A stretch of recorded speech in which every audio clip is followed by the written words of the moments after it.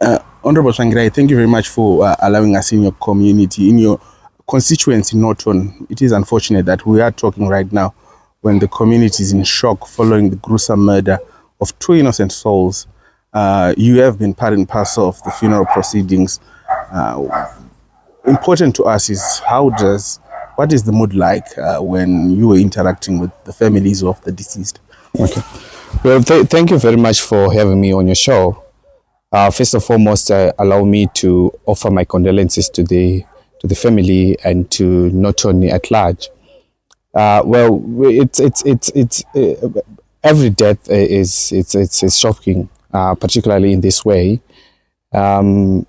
I've been talking to the family, and I also had the opportunity to interact with the people of Norton regarding this event. Well, it's not in our culture for us to, for someone to die in that circumstances. So, which is very shocking, like what you said. But of course, the family is in shock and the community is in shock. But as a member of parliament, I've been interacting with the police, with the law enforcement regarding this issue, and they have assured me that they are doing everything in their power to make sure that they find these culprits and brought the culprits to book. Such killings, from the interaction you're having with families, what sort of approach should the authorities take in terms of making sure that these families are consoled? Well, but I think what's very important at this particular point is justice. That's what we need to fight for. And the law enforcement are doing everything in their power. Since the case is still under investigation, I think it will be very premature for us to comment on that. But what we can do right now is to condemn the violence and the brutality that has happened here in Norton.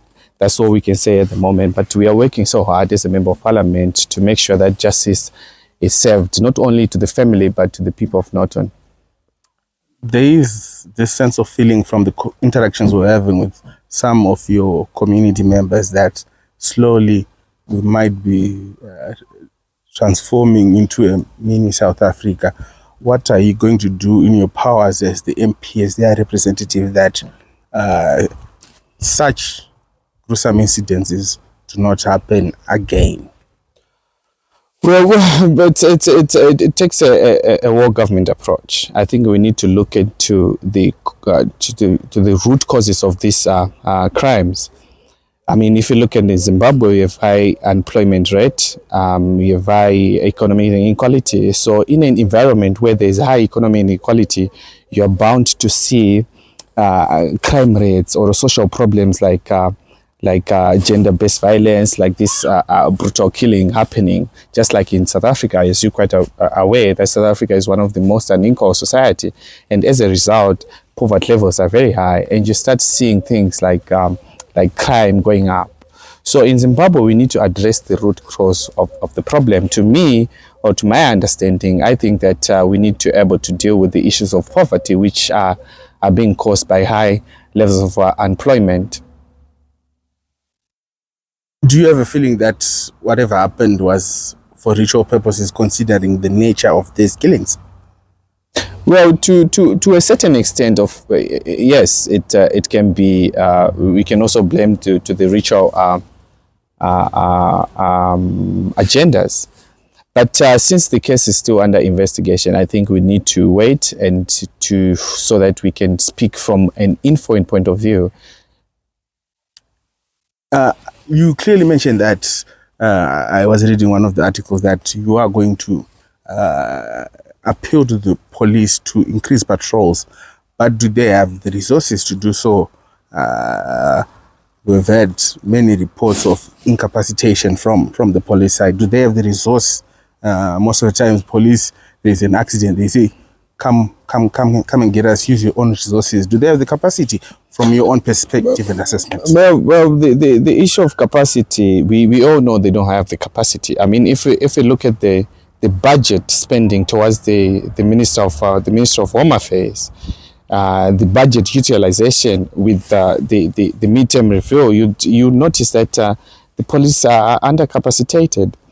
But it's one of the things that we need to push in Parliament, to increase a budget for the Minister of Home Affairs, to make sure that we push for policies that bring about the public safety in our instance. But also, it's not about that.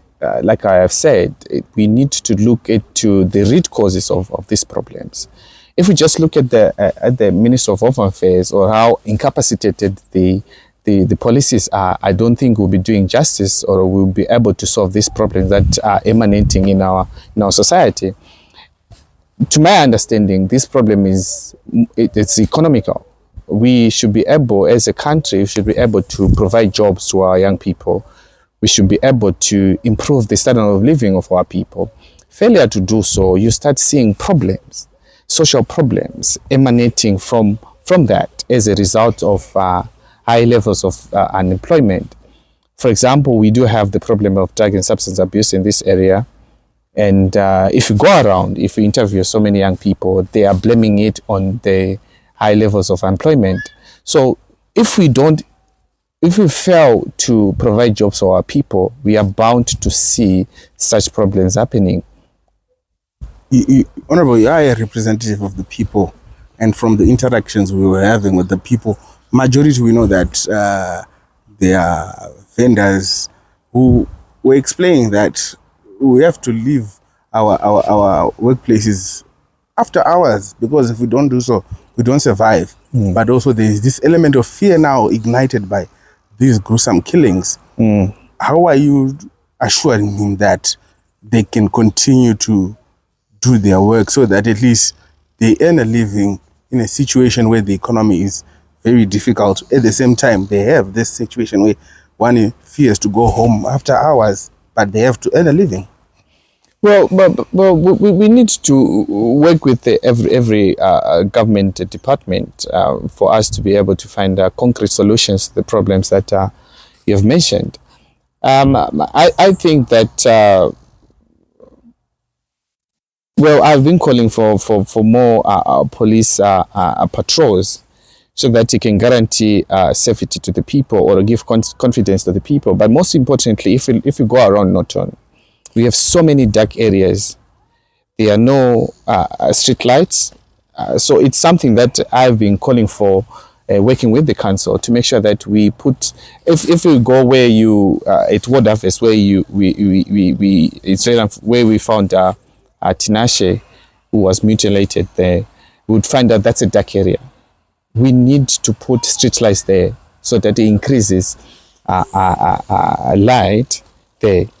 But it's a problem that we need to work with all authorities, so that we can find solution to these problems. But I think failure for us, if we don't address the issue around our economy, we fail to bring justice to, or we fail to solve this problem that we are facing at the moment.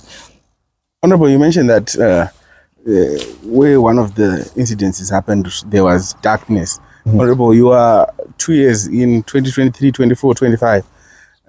You haven't had a concrete solution to address the situation where there is no street lighting. Yes, it might be the prerogative of council, but as also the representative of the people, haven't you made a proactive approach to ensure that at least there is some sort of movement to ensure that there is lighting? Because it's now 2 years since the 2023 election. Well, you are very right. You are very right. But we also need to look at the resources that we have as a member of parliament. For example, we get the CDF, right? And we get about 50,000 CDF. And we're supposed to be receiving CDF since 2023, but we only have received CDF in 2025. So it's 50,000. And in Norton, we have so many problems. I mean, we have water challenges, we have issues around security, we have issues in education, we have so many problems, right? And when it comes to water, you find out that people were waking up around 4 a.m. or 2 a.m. to go fetch water. And if you go to education, you find out people, when I entered into office, we have students or learners that were learning while sitting on the floor, right? So the CDF that we received this year, we have managed to channel it towards education to make sure that we have furniture, right, for young people to improve the quality of education. Then when it comes to water, and when 50,000, you cannot do anything. The only thing that you can do is to have like solar powered bowls, and we managed to do that. And I tell you, if you go around, if you go to area called Mutuva right now as we speak, instead of them waking up around 2 a.m. to go fetch water, they are now waking up around 9 a.m., 7 a.m., right? So that's progress. But when it comes to issues around security, issues around lighting, street lighting that you have raised or highlighted, we need to come up with a budget. And I'm also, now that is an issue now, I'm also going to engage our local companies to their corporate social responsibility to make sure that we bring about, they are able to provide financing towards the issues around street lighting. Coming back to the deceased, from your understanding, what sort of individuals were they and their interaction with society? Well, Tinashe, he was a community person. He was a brother, a sister, a friend, a son. And to my understanding, just to had people talking about about him, you'd find out he was a person that contributed a lot to the society. He was a hardworking person, a law-abiding citizen. It's just unfortunate that a coward took advantage of his kindness, and we condemn such acts. I think violence is no place in our society, and everywhere that you go, violence is no place on earth for that matter.